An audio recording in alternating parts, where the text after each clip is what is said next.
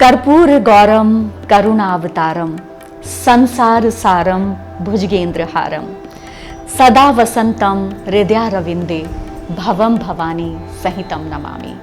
अर्थात जो गौर वर्ण वाले हैं, जो समस्त संसार पर अपनी करुणा दृष्टि बरसाते हैं, भुजंगों अर्थात सिरपों का हार पहने हुए हैं, जो भगवान हमारे हृदय में वास करते हैं, माँ भगवती सहित हम भगवान शिव को नमस्कार करते हैं।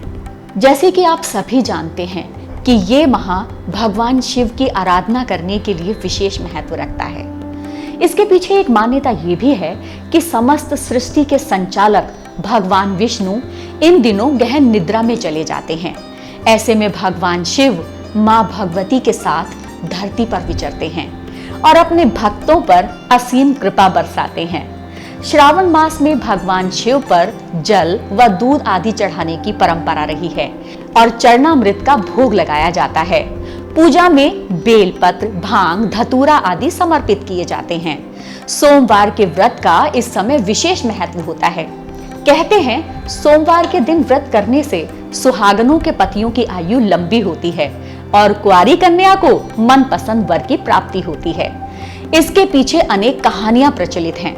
कहा जाता है दक्ष पुत्री माता सती ने अपने जीवन को त्याग करने के बाद कई वर्षों तक श्रापित जीवन जिया।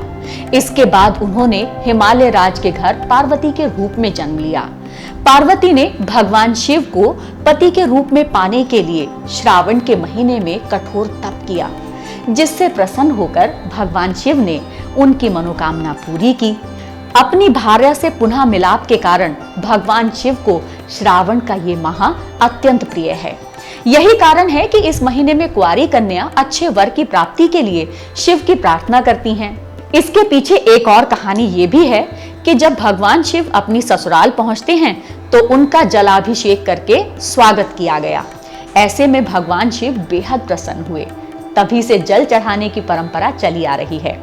कहा जाता है कि समुद्र मंथन भी इसी माह में हुआ था, जिसमें अनेक रत्नों के साथ साथ अमृत कलश और बेहद घातक विष भी निकला था, जिसे भगवान शिव ने अपने कंठ में धारण कर लिया था। विष से उनका कंठ नीला पड़ गया था, तभी से वे नीलकंठ भी कहलाए।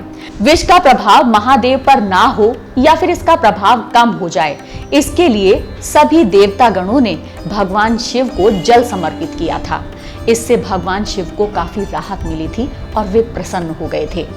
एक और कहानी है इसके पीछे, जिसमें किसी व्यक्ति के यहाँ बहुत जप तप करने के बाद एक पुत्र रत्न की प्राप्ति हुई, लेकिन ज्योतिषियों ने बताया कि उसकी आयु तो केवल 14-15 वर्ष ही है। घबराए माता पिता ने उसका जल्द ही विवाह भी कर दिया, लेकिन उसकी पत्नी बचपन से ही भगवान शिव और माँ गौरी की भक्त हुआ करती थी। जब उसका पति 15 वर्ष का हुआ और अत्यधिक बीमार रहने लगा, तब उसकी पूजा अर्चना से खुश होकर भगवान शिव और माँ पार्वती ने उसे अखंड सुहागन रहने का वरदान दिया। कहने का तात्पर्य ये है कि भगवान शिव बेहद करुणामयी हैं। आपकी थोड़ी सी ही पूजा पाठ से वो प्रसन्न हो जाते हैं और मनवांछित वर देते हैं।